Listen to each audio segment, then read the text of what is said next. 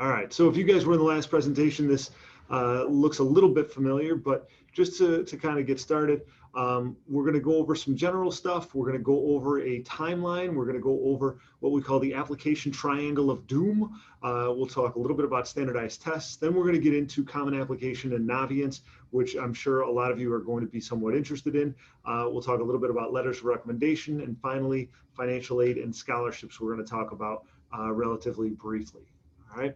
Now, as far as the housekeeping stuff goes, so right now, we did try and divide this up into two different sessions. The first one obviously was for students who just aren't, they don't have quite as much of a plan as maybe you guys do, and that's totally all right. But we're trying to make this workshop a little bit more targeted to where you guys are at in the process. But the biggest thing that you've got to keep in mind is everybody is in a slightly different spot in the application process or the search process. So, what might be salient or true for you might not be true for your friend, and vice versa. So we really want to see you guys either in person, virtually, over the phone, whatever it is. You want to make an appointment with us, and we want to be able to help you so that we can address your specific needs, because everybody's needs are a little bit different in the college application process. There are some students that I would advise, based on what you're looking for, you probably need to apply to 10 or 15 colleges. But then there are some who I might say, you're good. It's okay for you to apply to one school, all right? Everybody is a little bit different. And again, that's perfectly fine, but meeting with us is going to be, I think, a big help. So try and do that sooner rather than later. Transcripts. Right now, your transcripts are in Naviance, but those are the ones from last year. So unofficial transcripts are going to be uploaded into Naviance probably by this Monday. That's what our anticipated date is. And those are going to have not only all of your grades from last year, sophomore year, and freshman year on it, but it's also going to have your rank on it, and it's also going to have your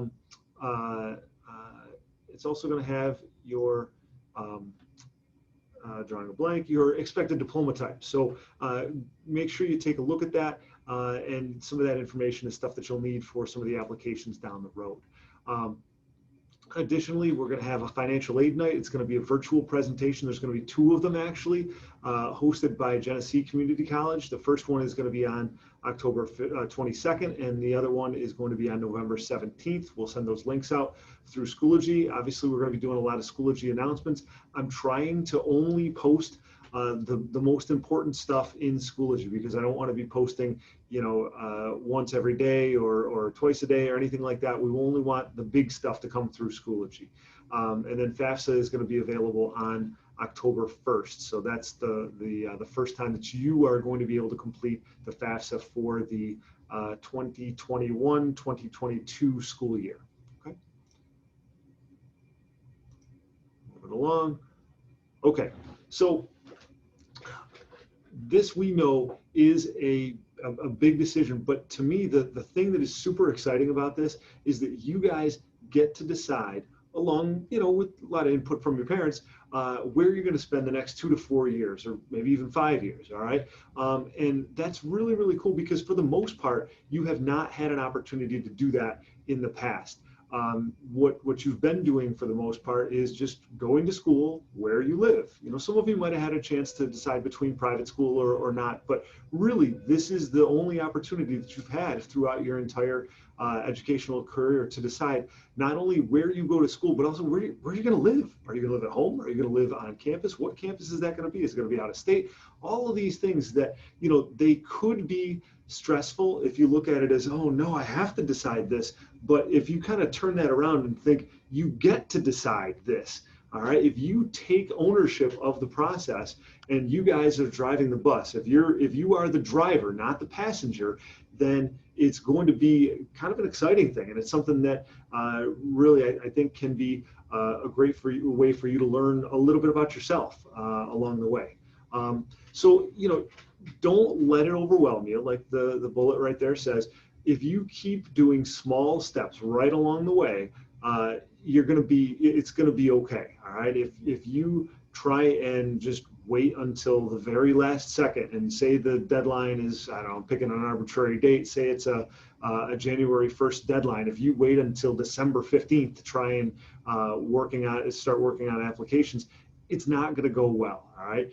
If you don't know where to start, that's fine. Talk to us. Hopefully you guys kind of already do know where to start because you're here in this session. But if you don't know where to start, talk to your counselor, but have small weekly goals for yourself. And then the other thing that I would say is there can be a lot of friction between parents and students. All right, and cut your parents a little bit of slack. They're going to be applying some pressure to you, but it's because they want this to go well. They want you guys to end up in a spot that's going to be good for you. They've got to be comfortable with where you're going to be. You are their son or daughter. They love you. They want to see you in a good spot. So, it's understandable that they might be a little nervous about all of this, and they want you to end up in a good spot. They want you to do a good job on the applications, and let's also give them a little bit of slack because they're dealing with the prospect of you maybe not living in their house, which maybe you guys will love, maybe your parents will love it, but it's most likely going to be the case where it's a little bit sad for them. So they're maybe dealing with some of that too. So cut them a little bit of slack. And what we find to be helpful is if you guys have a consistent weekly or every other week meeting with your parents so that the college stuff is not looming over you all the time. All right. You want to make sure that you do have time to talk about it because it is important to talk with them. But make sure that it's not always kind of right there at the forefront. What you want to do is put all of the college talk right into that scheduled weekly session, and then have kind of consistent maybe deadlines. Like, all right, here's what is going to be due next week. Here's what I plan to accomplish next week. Like, give them some mile markers or what you're going to do to make sure that you're on point. And then from there, just kind of go on with your week and enjoy things. All right. There's enough stress going on in the world right now that you don't need to make this the thing that is consistently hanging over everybody's head. Okay. And I'm sorry, Mr. Gardner, jump in anytime you have something to add. All right.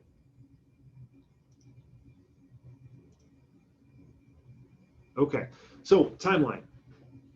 Ideally, applying by Thanksgiving is probably going to be the way to go. All right. If you can have your applications in by Thanksgiving, then that's going to be early. All right. That's relatively early for most schools. All right. If the school's deadline is say January 1st, then you're not getting bonus points by having it in on October 1st. Okay, I can remember an article that I read a couple of years ago on a student who submitted the Common App. I think it was, the Common App opens up on August 1st. The student submitted their Common App on August 1st at like 3 a.m. or something ridiculous like that. So, guys, you're not getting bonus points for that. There are schools with rolling applications, which just means they review applications as they come in. So if you want to apply a little bit earlier and you find out a little bit earlier with some rolling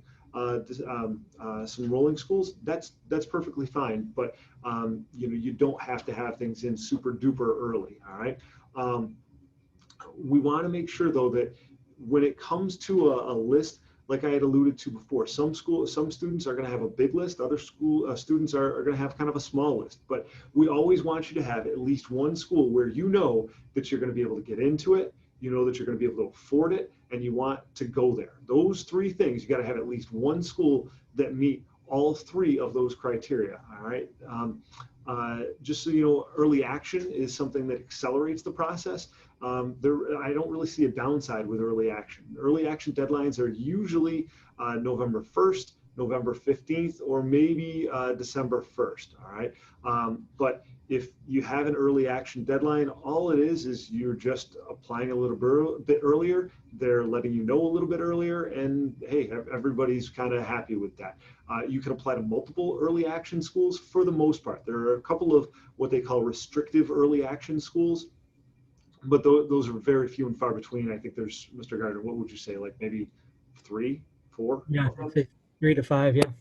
Yeah. So, for the most part, you don't need to worry about that. And if you are applying to those 3 to 5, you probably know that they're restrictive early action. So you can apply to multiple schools early action if you choose. Now, Early decision, on the other hand, is a little bit different. You can only apply to one school early decision, all right? And that is because it is a binding commitment. If you decide to go to a school, or if you apply to a school early action or early decision, then you are committing to go to that school. And what the logic behind it is, you're letting the school know, hey, if I get in, I want to go. And the school knows, hey, if this kid gets in, they're going to come here, provided the financing for this, for paying for it works out. So there's a little bit more of a risk because you're kind of locked in. But hey, if it's your absolute number one school and you definitely want to go there, then early decision can be a good thing.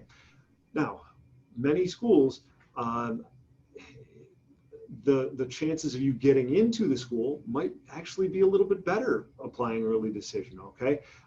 But that's not the case for every school. And there are some schools that take a larger percentage of their class from early decision, but not every school. So counselors have got some charts on that. If you're seriously thinking about applying early decision, I would talk to your counselor, because we'll be able to give you a little bit more context to maybe how that school uses early decision and whether that might change your thought process a little bit. All right.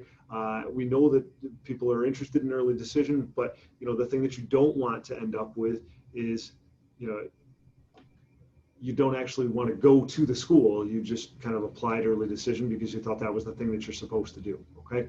When it comes to the total number of schools that students should apply to, generally I'd say 4 to 6 is average. Okay. 4 to 6 is probably average, but is it okay to apply to just one school? Sure. Absolutely. If you know that that school is the school you want to go to, the school that you can get into, and that that you can afford, if it meets those three criteria, and you've done a pretty good search across the board, then hey, that would be just fine. In fact, I think as long as you do a good solid search and do your due diligence, then you don't need to apply to a slew of colleges. It's perfectly fine to have a smaller number. But say you are applying to schools that are highly selective. Say you want to go to one of the Ivy League schools or that top tier. There's only 46 schools in the country that accept fewer than 20%. But if you're looking at some of those 46,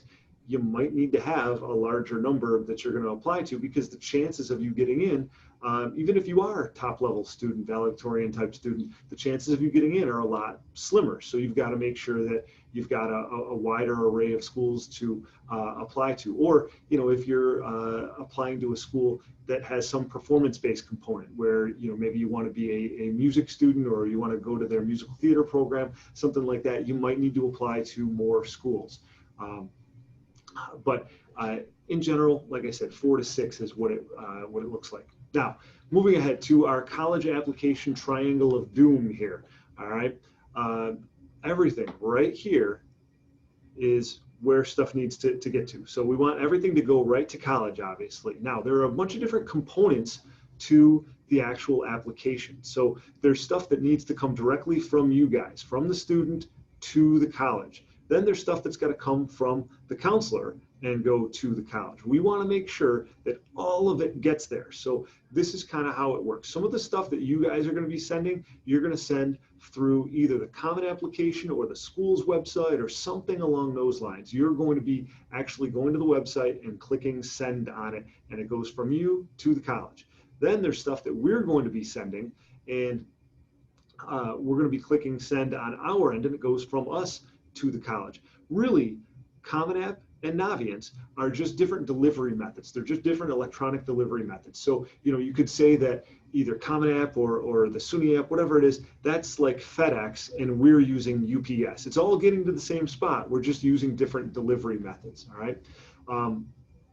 Now, with Naviance, that is our delivery method. It's the thing that we use, counselors use, but there is something that you guys need to do to open up this pathway for us. And I'll get into that in a little bit, but there is something that you have to do so that we're able to actually send stuff on your behalf. And kind of the same thing with the teachers. You're going to invite the teacher through Naviance. They're going to upload it into Naviance, and then the counselor is going to send it again, on your behalf. So counselors send everything from the school, which is transcript, letters of recommendation, all that kind of stuff comes directly from us. Now, if you guys are sending test scores, that's something that you guys need to make sure that you send. All right. We know that not everybody's going to be doing test scores this year. Most schools are test optional, but if you do happen to send a test score, it's most likely going to have to be sent from the testing institution to the college. All right. All right. So talking a little bit about standardized testing, we know that almost all colleges are test optional, but don't go with, say, what's Mr. Rizzo or Mr. Gardner's word for it. Don't go with what maybe is in Common Application or in Naviance. Go directly to the school's website. Every single school, not only for standardized testing, but also for directions about how to apply, their website is going to tell you the most accurate information. So sometimes you might see information in Common Application or Naviance that might make you think it's one thing, and usually that information is correct, but I would go directly to the school's website. That should be what is kind of gospel. That's it. All right. So with a school, if you think that you're all set and you're very comfortable applying to that school test optional, but you think that maybe you're in consideration for merit-based scholarships, you want to find out from that school if they're using test scores for merit-based scholarships. Because if they are, and that's one of your top schools, then maybe you do need to think about trying to find a test center to test. Again, Clarence is not going to be a test center for the SAT or the ACT in the fall. We're simply not able to do it safely and securely. So those are the two things that we want to make sure that we're able to provide, and we do not feel that we're able to do that right now. So if you are thinking about schools, find out, are they using test scores for merit-based money? If they are not, then okay, you're good going test optional. If they are, then you've got to maybe think about finding a test center and also sort of deciding how high up on your list is the school. If it's number 7 or number 8, well, you know what, maybe it's not just worth it. Maybe it's just not worth it. But if it's school number 1 or 2, well, you know what, maybe that is something that you really do need to think about. And again, talk to your counselor. Talk to your counselor about it. When you excuse me, Nick, we have heard that there's probably 6 or 7 local schools, high schools, that are offering the SAT and ACT. So I'm not necessarily pushing it, but if, again, if I sat with you or you sat with your counselor, we might have a little better decision as to what to make. But it isn't out of the question like in the spring last year where it was pretty much out of the question. Every school was canceled. There are some schools that are able to pull it off because of the size, the testing size, and the school space and all of that. So just a thought. Sure. And then when it comes to sending scores to the schools, again, like that, the application triangle of doom, like I said, you guys need to be sending the scores. Now, most of the time, the scores need to be sent directly from the testing institution. So that means there's an area in Common App where you can report that testing that you want to report. You can plug stuff in there, and that's what's called self-reported scores. You can self-report your scores, and there are some schools that will take self-reported scores, and that's great because that means you don't have to necessarily pay extra to have your scores sent to it, but to the school. But most schools require what's called official scores. So they require scores to be sent officially from SAT or ACT. So plan on sending them directly from the testing institution unless you find somewhere on the school's website where they'll allow self-reported scores. So just something to kind of keep in mind. Most schools are going to super score, which means if you take the test multiple times, they're going to take the higher score from each section for each administration. Okay. Does anybody, you know what, I should have probably prefaced the entire presentation with, hey, if you guys have questions, then let us know. So does anybody have any questions about testing right now? Seeing none, we will move on, but don't hesitate to jump in either through a chat message or just unmute yourself. It's totally okay. Okay, So now the Common Application. So there are a bunch of different ways to apply to colleges. So the Common Application, the SUNY application, and then the institutional applications. Those are the primary ways that our students are going to apply. There's something else called the Coalition application. Very few students use it, but just figured I'd mention that as well. So with the Common App, all right, the Common App is kind of a long application to do. It can take a while. It's not the worst thing in the world as far as things that you need to complete, but it can be a little cumbersome. It can be a little bit labor intensive. The SUNY application is one SUNY application is one application that's good for all SUNY schools, and you can apply to 5 different SUNY schools with it. Now it's going to cost $50 per application for each one of them still, but you can apply to all the SUNY schools with that one application. And then there are also institutional applications. So there are some private schools where they'll accept the Common Application, and then they'll also accept their own application that you can find on their website. Usually the institutional applications are way easier than the Common App. So if you're applying to 3 SUNY schools and then Canisius or maybe Niagara, something like that, what my advice would be is to do the SUNY application and then also do the Canisius application that you can find on their website. That's probably easier than doing the Common Application. But when it gets to doing maybe 3 or 4 separate applications, say you're doing the SUNY application and then maybe the application for St. Bonaventure, St. John Fisher, and Canisius, maybe at that point it's better to jump to the Common Application. So we just want to save you guys a little bit of time, and we know it might be counterintuitive to say to just do 2 applications instead of just 1, but really the SUNY app and 1 institutional application is probably going to be easier for you than the Common App. Most SUNY schools do take the Common App, so keep that in the back of your head. If you are doing the Common Application, the easiest thing to probably do with that is to fill in the demographic information. All right, here it is. So this is what it looks like, and you've got a couple of different tabs at the top, and then the Common App right here. This is all the information that you're going to have to complete for all of this. You're going to have to fill in a lot of information about your family, education. You'll see testing. This is where you might have to fill in what scores you'd like to report. And again, unless the school accepts self-reported scores, you still have to send it in from the testing institution, not this. All right. There are some schools too. Most of the UC system, the University of California system, they require what's called self-reported grades.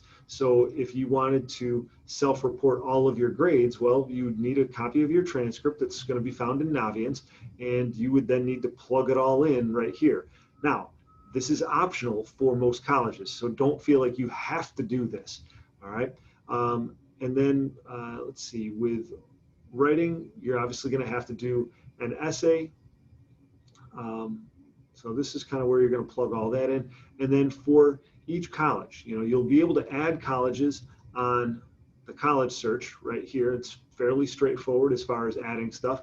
And then once you do that, they'll appear over here in this list of my colleges. Now, every single college is going to have application questions that they're going to ask you. They're going to want to know, like, when do you want to enroll? They're going to want to know a whole bunch of various information about you. So not only do you have to do the Common App tab, but you got to do the questions for each of these schools. And this is where you're going to find out if there are supplemental essays. So this is where you would find this kind of stuff. All right, so pretty straightforward here for Canisius, but I'm going to bet that Brown has something that's much more significant. Yeah, writing supplement. All right.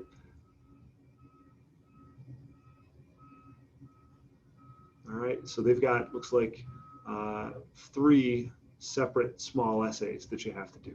All right, so this is basically what the Common App looks like. Now, this can be very overwhelming the first time you see it. So what I would suggest doing, if you're, if you're not sure, create an account. Obviously, you can save all the information and come back to it, but start with the easy stuff. You know, the icebreaker type stuff is, you know, well, icebreaker.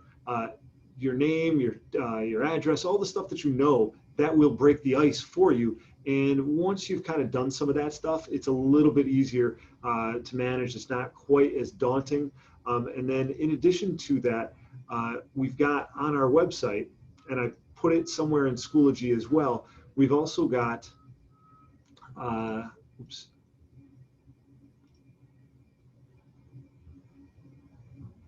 the CollegeWise Guide to the Common Application. So if you were to look at this, this is a like 60-page document. I used to do a reference document that you know, was a bunch of screenshots of the Common App. It wasn't nearly as good as this one. So this company, CollegeWise, does a guide every year, and it's like 60 pages. It's not something you're going to sit down and read through, but it's something that when you have questions about the Common App, you're going to want to come back to and take a look at. All right, so that's something that you'll want to keep in mind when you're doing the Common Application. All right, the FERPA release, that is something that is kind of important. That is where, oh, shoot, come on, there we go. All right, so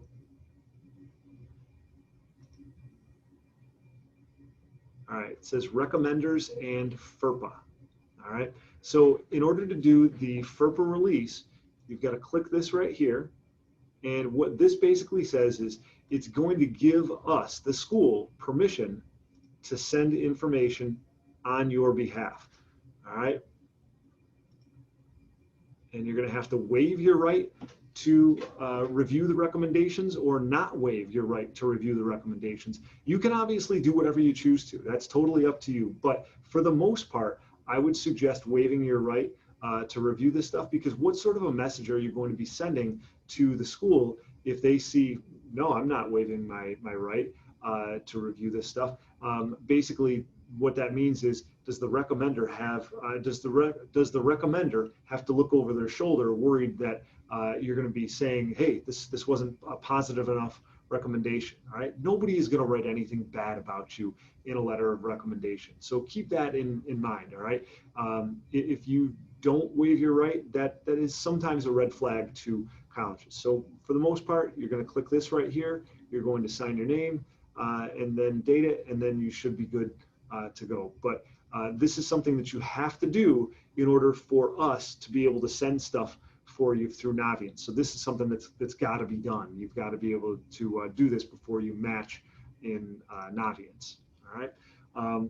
Let's see, supplemental apps and questions. We already talked about that. For the SUNY application, you do not need to use that for any community colleges if you choose to apply to ECC or NCCC, because they will charge you $50 to apply using the SUNY app, where if you apply on ECC or NCCC's website, it is 100% free. So save yourself or your parents $50 and don't use the SUNY app for those community colleges. That's something that you can do on their website. Okay, so Navient, like I had mentioned earlier, that is the way that we submit stuff to colleges.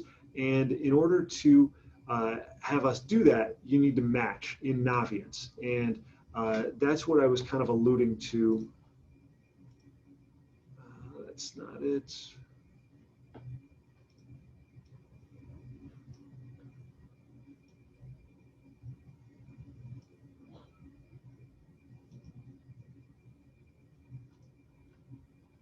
All right, am I still sharing? Doesn't look like it. Okay, sorry about that. No. All right. There we are. Okay.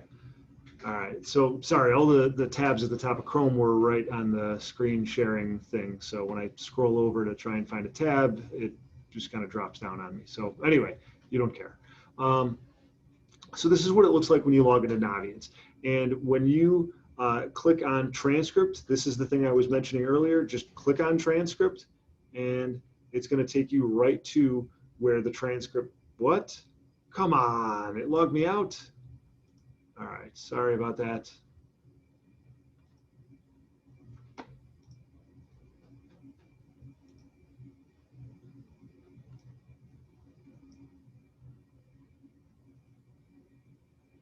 Okay, so transcript. You click on that, it takes you right to where it is. Could not be easier. All right. Then for uh, for college stuff, so you're going to click on college home, or you could go right to it to apply to college. Um, but we'll go college home. All right, and then you're going to go to colleges I'm applying to. All right, so if you click on colleges I'm applying to, what you're going to have to do is click right over here. It's already been done on this side, but there's a spot where it's going to say match. All right, and as long as you have, oh no, it says FERPA status is not waived. Interesting. Usually it says that the FERPA status was waived, but don't worry about that. There's going to be a button where you're going to be able to say match, and you're going to type in your email address that is linked to your Common application, and then I think you have to just type in your birth date. And as long as you do that and then click match, it's going to essentially link the two systems. What it does is it allows Naviance and Common App to talk to each other. And then once that happens, all of the schools that are in this list right here populate over here for Naviance. All right. Now, if there is something where you're maybe using the SUNY application, well, you can just click right here and use the plus button. So if you're not using Common App, you don't need to match or anything. You just use this plus button, and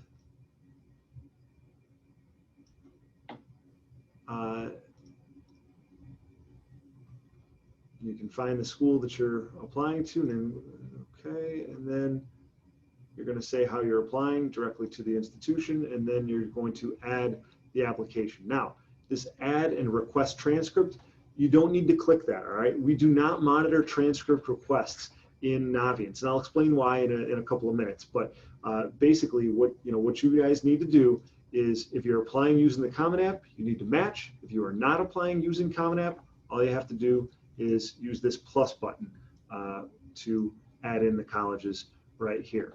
All right, I think that's about it on that. All right, letters of recommendation. So I'll talk a little bit about what you need to be looking for as far as letters of recommendation, but first I'll go to, since we're talking about Naviance, this is where you would go to invite them, all right? You can click on this, and then it's relatively straightforward. All you're gonna do is add the request, then you're gonna select the teacher from the drop-down, you're going to select all current and future, all right? This is what you want. You don't want them to have to do specific colleges. Have it all current and future. And then right here, this is where you're going to want to type in a nice little note to them. They are taking a minimum of 1 to 2 hours of their time to write about you, and that's not really even part of their job. So make sure that you thank them in this text box, but then also maybe state, like, why did you choose them? What did you enjoy about their class? Like that kind of thing. Because most likely, if you're choosing them, you had some sort of a personal connection with them. So tell them that, thank them. And then you'll just click submit, and then it will be good to go, all right? I would just add too, because it is so personal, don't let this be the first contact you're having with them. So like, don't send this to Mr. Rizzo asking for the first time a letter of rec, because he's not going to know anything. He's not going to know details. You're going to want to see Mr. Rizzo in person, ask him, let him know the scoop, and then say, okay, I will invite you. This is really just the vehicle to get the actual physical letter. Talking to him, making sure that he has time on a Word document to do it is really the hard part. And you shouldn't wait till your stuff is done.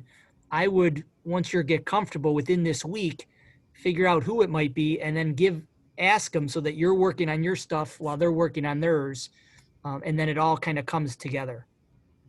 Totally agree. That's something that, I was going to mention. It's like, it would be bad form for you guys. It would kind of be impolite to just submit a request without having spoken to the teacher. And we understand that, because some of you might be fully remote students, you might not be able to talk to them in person. That's fine.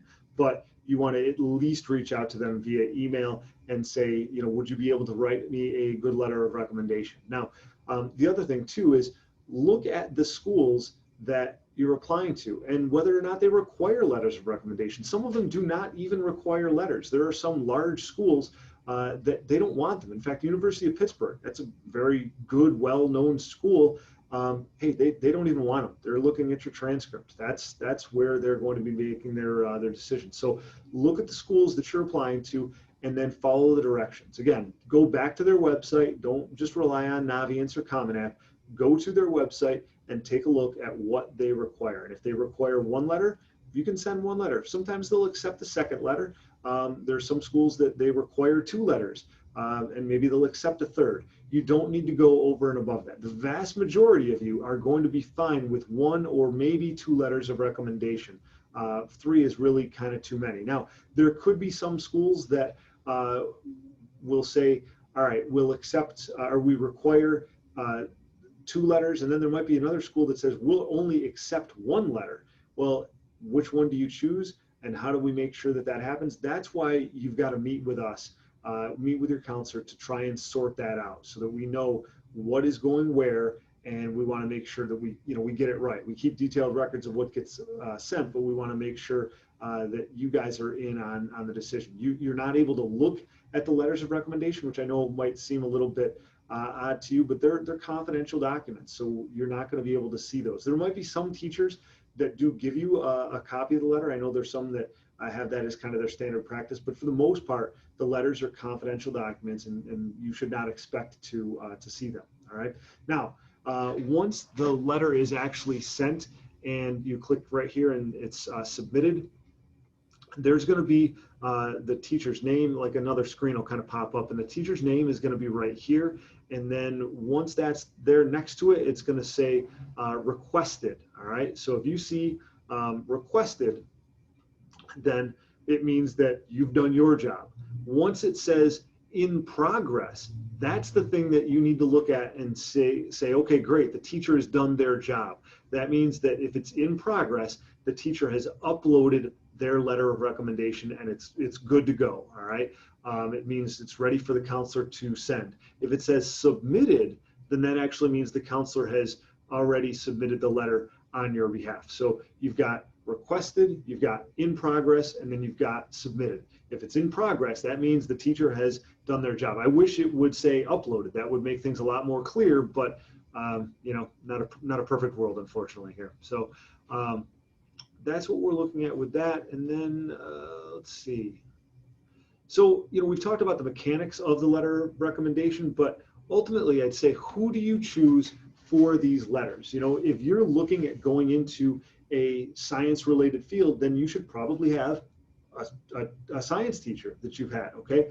But you really do want to think, for the most part, who is a teacher that you've had a good working relationship with and that you did well in their class, and who is going to be able to write well on your behalf. Those are the things that you really kind of want to think about, because who can speak to you? Like if you did very well in somebody's class, say you got a 97 in their class, but you didn't say one word, are they going to be able to write well on you and speak well on your behalf? Those are some of the things that you really got to consider. Yes, you do want to have a letter from an academic teacher. That's ideal. But if you've got one academic teacher and then maybe you've got your technology teacher because you're potentially an engineering student and you really enjoyed the Project Lead the Way classes, it would be fine to have one of your technology teachers write a letter for you. Now, ideally, you want somebody who was a junior year teacher. So somebody from last year, that's probably what you would want to select. But if you really absolutely can't find somebody from last year, or you don't feel comfortable with anybody from last year, then you could go to sophomore year. Definitely not freshman year. That's too far removed. You don't want a letter from a freshman teacher. And also, when it comes to teachers, you want it to be a teacher. Schools are looking for teacher letters. So what that means is, it doesn't mean a coach. Sure, you might have a fantastic relationship with a coach, and that's great, but you're going to school for academics. The schools are looking for letters that have kind of an academic light that show you in an academic light. So make sure that it's an academic teacher. Now, it is possible that some schools will allow you to submit something through. I think I'm going to have to do this here. I'll show you in just a sec.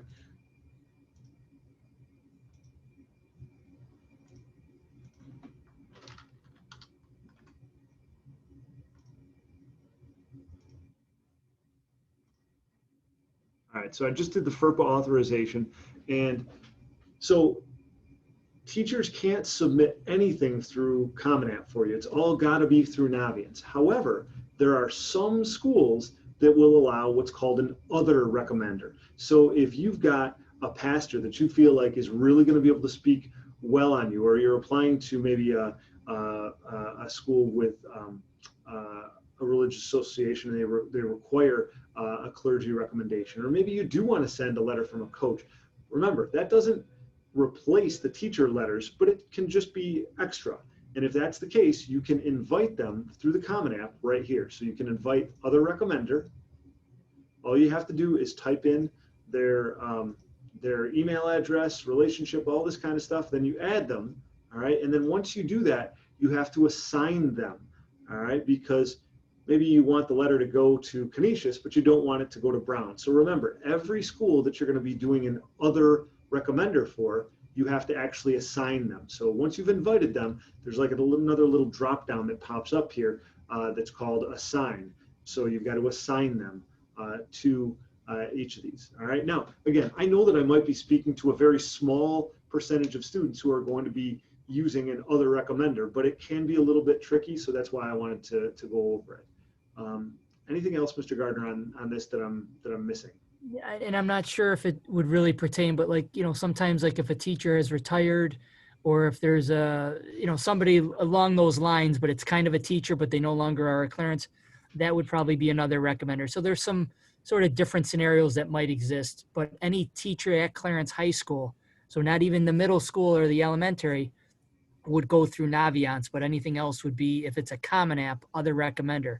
If it's not a Common App, then we would just get a copy of that hard letter, and we can scan it into some of the stuff we send. So a lot of times nothing's off limits. We just got to talk individually to your situation, and we can kind of make it work if we think it's best. Okay. Okay, so here are our procedures. Guys, we want to meet with you either in person, virtually, over the phone, whatever it is. We want to do that several days, 10 days before the application is due. All right. So I've already gotten some requests through Naviance. That's like a transfer request, that kind of stuff.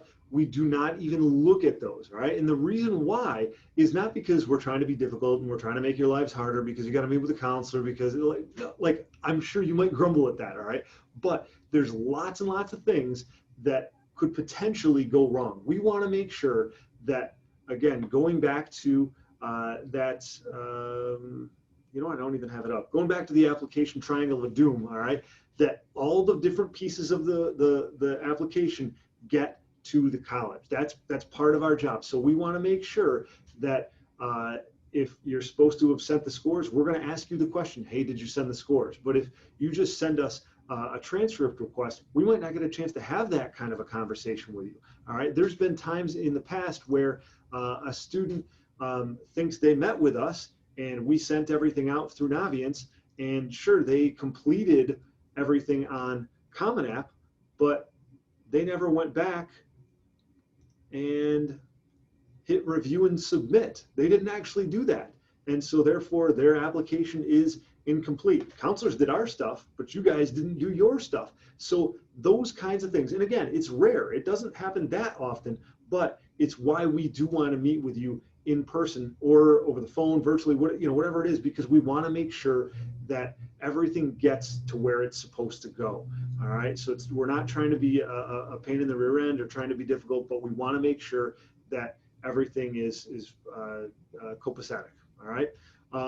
Now, there are some schools that require a counselor letter, And usually that is on their, again, their website. It might say so in the Common Application, but it doesn't say so on their website. Or actually the reverse might be true. It might not say it on the Common Application, but it does say it on their website. Find out, all right? And if so, there's a form that most of us usually like you to fill out.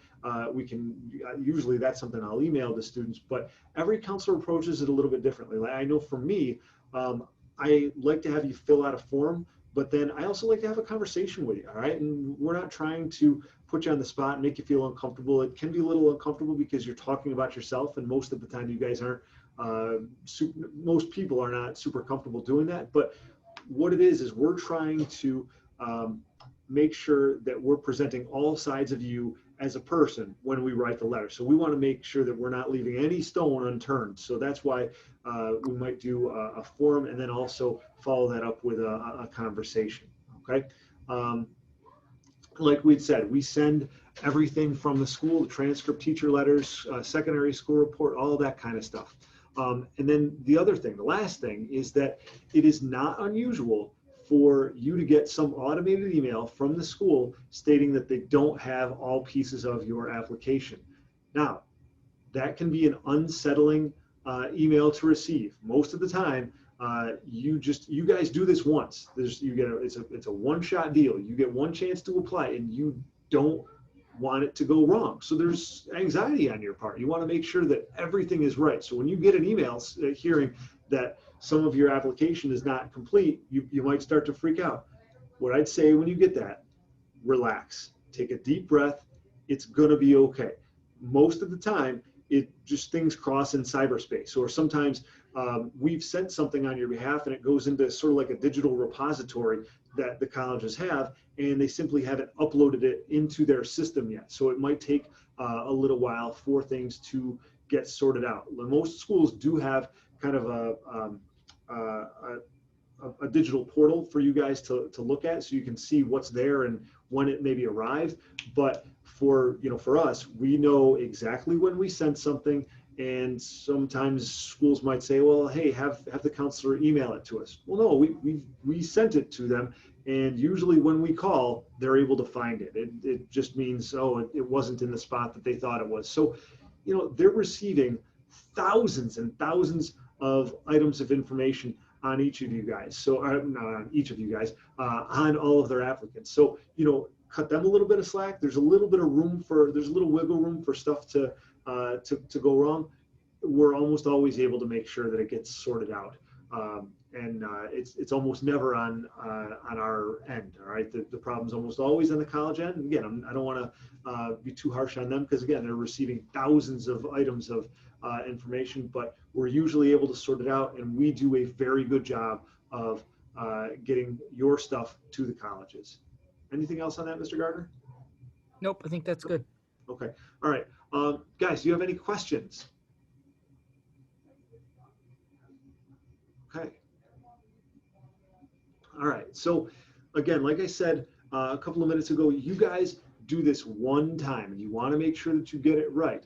But for us, we have done this many times. All of the counselors have got over 10 years of experience. Most of us have got more than double that. So, there's very few times where we're going to see a situation where we would say, like, I'm kind of stumped here. I don't know about that one. Occasionally happens, certainly, but we want to be a guide for you guys. So use us as much or as little as you need. There are some students where they've got everything done, they're set, they come in, we process the application, and they're good to go. It's all set. Others, I've answered 10, 15, 20 emails from them over the course of their application process. Again, use us as much or as little as you want, but just remember, you guys are the ones driving the bus. You're not the passengers here. So if you have questions, don't hesitate to reach out. We want to be a resource for you, okay?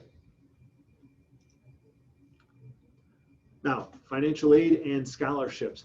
I don't want to do even a full overview of financial aid right now. That would probably take a little bit too long, and you guys some of you are probably running on fumes, because I know several of you were in the 1 o'clock presentation. But just know that the FAFSA is the primary way for you guys to get financial aid. So you're going to be able to file the FAFSA on October 1st, and you want to file it earlier, the better. That's probably the thing that you're going to want to do, is the earlier, the better.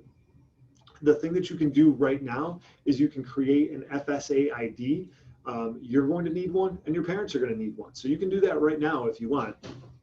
And your parents' FSA ID is going to end up being attached to you, but you guys each need one. It's basically, you need to create an account through FAFSA, and then you're going to submit the FAFSA sometime in October, November.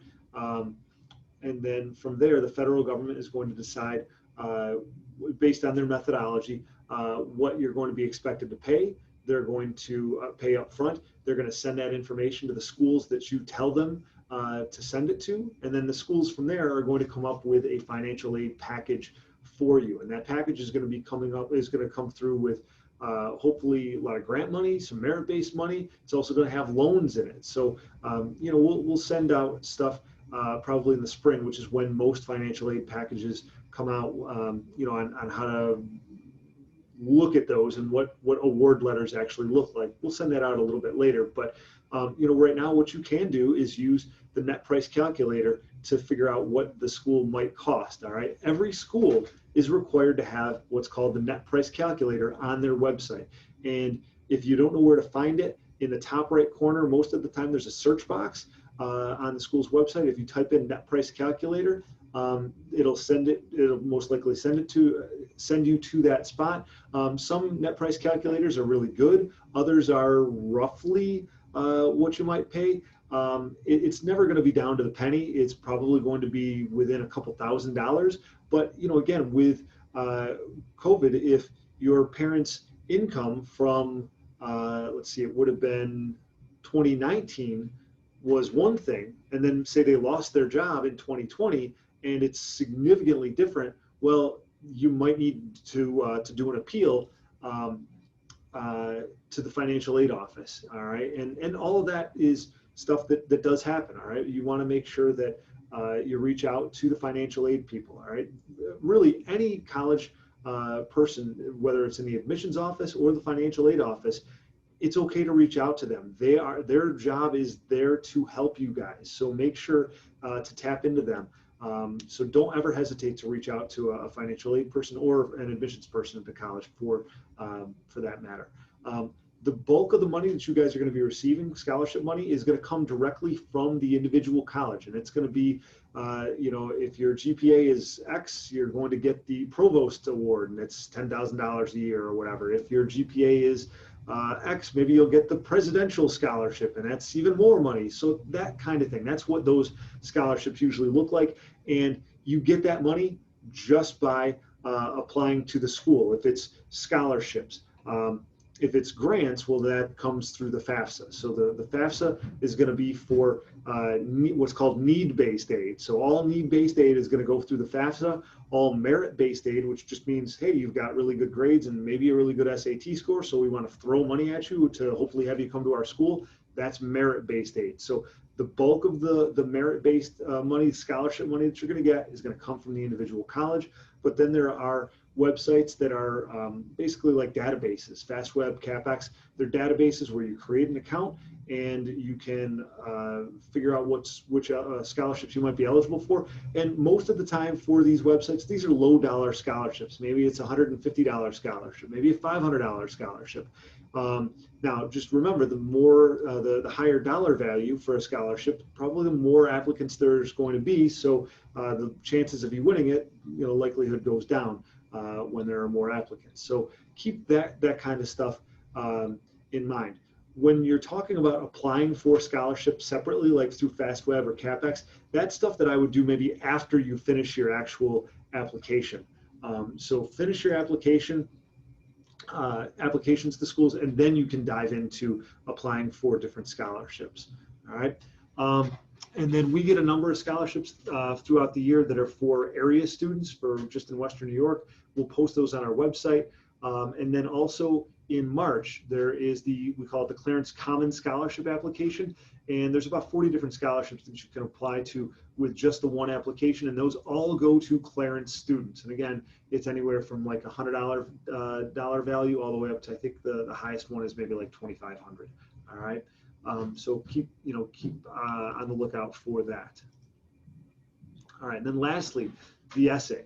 All right. I would like you guys to take a minute right now and read this. Just read this real quick.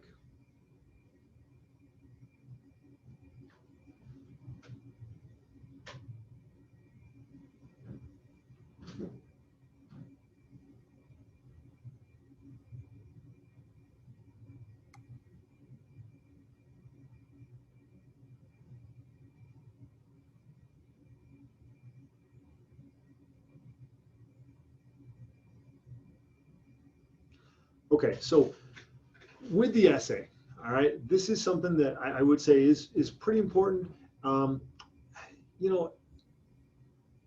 Right now with SATs and ACTs, most schools are test optional. So they don't have, that's one less data point that they have to be able to make a good decision about you. Now, some students might say, well, does that mean that the essay and recommendations are going to be more important because they don't have the SAT or the ACT? And I guess what I'd say is, maybe if you're applying to a school that accepts most of the students that apply, and you've got a pretty solid transcript, well then no. Usually the way that the essay works is it's either a check, meaning like, all right, they did a competent job on the essay. It's a check plus, which means the admissions person like kind of wants to nudge their neighbor and say, hey, take a look at this. Now, obviously, you want to go for the check plus essay, or maybe it's a check minus, which means they're questioning your literacy. And if you fall into the check minus category, it might be a negative mark against you. Okay, but for the most part, the essay isn't a huge piece if your transcript is really solid and it's a school that you've already got a pretty solid shot of getting into. Now, if it's one of those schools that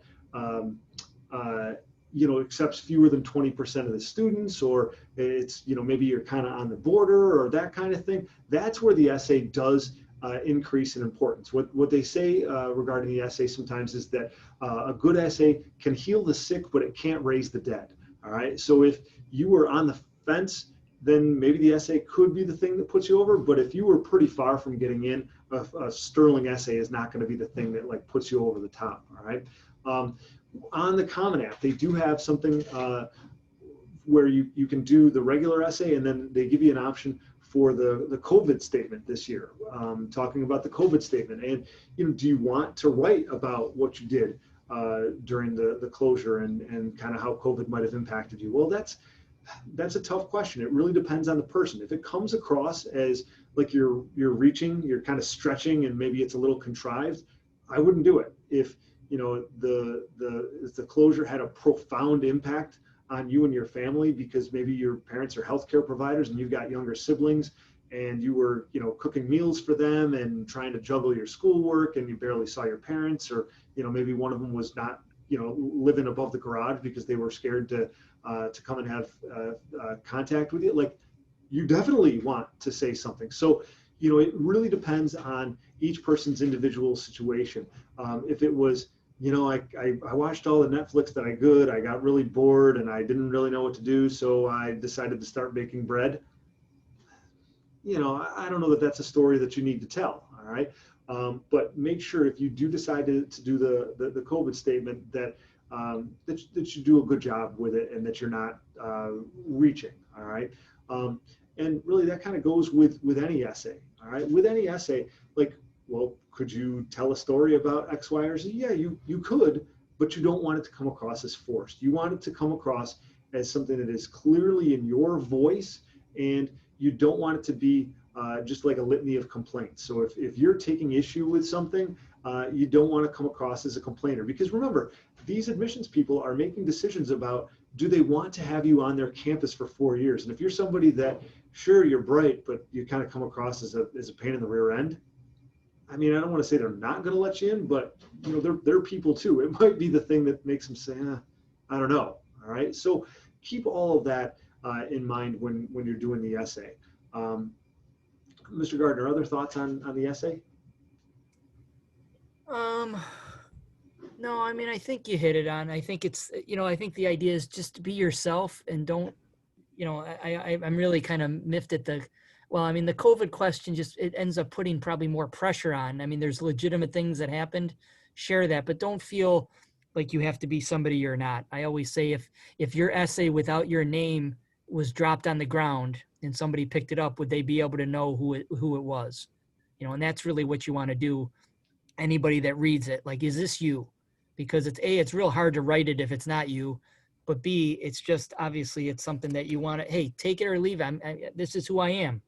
I think there's so much pressure to try to kind of live up to what these schools are, and all you can do is be yourself. As basic as that sounds, we've seen so much of it the other way, and it becomes such a painful process. All right. I think that is pretty much it. What questions do you guys have? I know that some of you have been in both sessions, so this is kind of like a marathon for you, and you're going to leave. But does anybody have any questions before we let you go? Okay. All right, guys, I hope this was helpful. But at the same time, like we said, make sure that you stop by and see your counselor sometime soon. And have a great afternoon. It's a beautiful day. Go outside. See ya.